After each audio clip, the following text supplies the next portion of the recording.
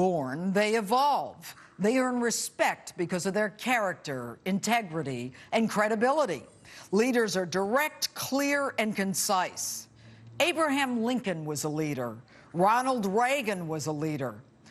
Leaders don't dither, vacillate, get boxed into corners, or play games. They make the hard decisions. They don't pass them off on others. They understand the buck stops with them. Hello and welcome to Justice. I'm Judge Jeanine Pirro. Thanks for being with us tonight. What a difference a week makes. First, the president is hell-bent on a military strike in Syria, but then backs off and decides to ask Congress for permission. Then he asks Congress to delay their vote on giving him permission because John Kerry made an offhand, off-script remark which even his own State Department dismissed as rhetorical. And the latest? We reach an agreement with Russia to force Syria to give up its chemical weapons, just like that. The Washington two-step in full swing. Russian President Vladimir Putin, now the new peacekeeper-in-chief, the go-between for the United States and the people we were about to bomb. Really? We are now going to rely on Russia to dissolve the chemical weapons dilemma in Syria? For 2 years, Mr. President, you've said Assad has to go, but you did nothing. A year ago, you drew another one of your make-believe red lines, but did nothing. Despite over 100,000 people killed, last week you suddenly announced that as commander-in-chief, you will order a military strike. The American public, understandably, is outraged. They don't want more American blood spilled. What to do? Back off the commander-in-chief thing and outsource the decision to Congress. But if Congress balks, you'll say you'll go back to being commander-in-chief and go ahead with a limited strike. Now, Mr. President, you are the leader of the free world. Do it or don't do it. Don't talk about it.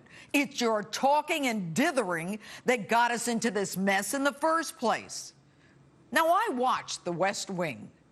Isn't diplomacy done in secret, behind closed doors? What's with the macho man we're going to go in and show him baloney? Every time you open your mouth, you get into trouble. Do you even think about the consequences of what you say? Don't you hash this stuff out ahead of time? Isn't that what your cabinet and advisors are for? It's amateur hour in Washington.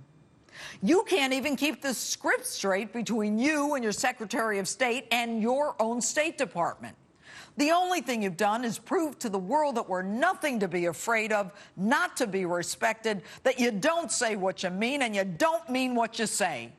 Why would anyone even want to be the ally of the United States? Enter John Kerry, who tells Congress that it will be, quote, an unbelievably small strike, which, of course, makes no sense to me. How will an unbelievably small strike eliminate chemical weapons, or bring the civil war to an end in Syria, or change anything at all in Syria? And to show you knuckleheads are not even on the same page, you'd then disagree with your own Secretary of State. The United States military doesn't do pinpricks. Even a limited strike will send a message to Assad that no other nation can deliver. And by the way, Mr. President, how can you guarantee your Tomahawk missile won't kill civilians and children? And don't give me that satellite laser thing. A 1,000-pound missile will bring down buildings and cause immense collateral damage well beyond your precise strike zone. But enter Big Bad Vlad doing the Putin pivot. The Russian president throws a lifeline to both Syria's Assad and to the President of the United States. Who knows that the American public and the international community is against him? Mr. President, Putin sees you as an easy mark, and he plays you like a fiddle. The President of the United States has been played, cornered. How? Putin is the one who's supplying arms to Assad. Putin is the one who thinks so little of us that he wouldn't even hand over someone you consider a traitor after 5 weeks of negotiations. Putin is the one offering the anti-missile defense system to stop our missiles from hurting Assad. Putin is the one who last week called your own Secretary of State an outright liar. But today, he's our ally, the savior upon whom you rely to save face. And as Putin rides high on his horse, he tries to sway the public in an op-ed piece that, other than his criticism of the United States exceptionalism, most Americans would agree with. I, for one, believe in American exceptionalism, and I hate kowtowing to Moscow, especially to a former KGB agent, for resolution to a problem that we should have been able to handle ourselves. Coincidentally, Putin asks what Americans are asking, things you, Mr. President, can't answer. How is a strike against Syria in our national security interests? And why would the United States risk entering a civil war that will clearly spread far beyond Syria? And on this, Putin is credible. Russia is the patron of Syria as well as Iran. Russia has a vital interest in the region that Obama talked about attacking. The Obama administration drinks its own Kool-Aid, now says that Assad was really afraid of a military strike and that was only the U.S. threat of force that prompted Assad to make these concessions. Really? Do you really think Assad is afraid of us? He reads the papers. He knew that Congress, the international community, the UN, the EU, NATO, and the Brits were all against a strike.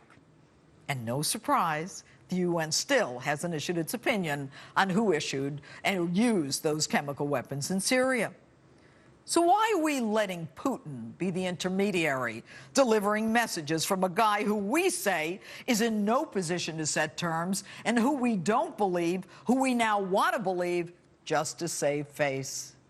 And Mr. President, if you were serious, you would have gone forward with congressional permission to show strength in the event of what I think is the inevitable refusal by Syria to hand over all chemical weapons. Mr. President, admit it, you've been played, caught flat-footed by a devil who doesn't wear Prada. Through your feckless and inept foreign policy, you have squandered the goodwill and the reputation of this great nation. You engage in diplomacy through public conversations with your finger to the wind. The United States of America deserves better. The men who've made the monumental decisions that contributed to the greatness of America did it from a position of strength and respect. They didn't make these decisions on stage, but rather in the quiet of the Oval Office, after consultation and consideration of the consequences. You sit in the same office where Lincoln, FDR, and Reagan sat, but you are no Lincoln, no FDR, and you are no Reagan. To most of us, 2016 can't come soon enough. And coming up, we'll have much more on Syria and Russia, and as America lost respect on the world stage. And vote in tonight's Instapoll. The Syria chemical weapon President Obama played by President Putin.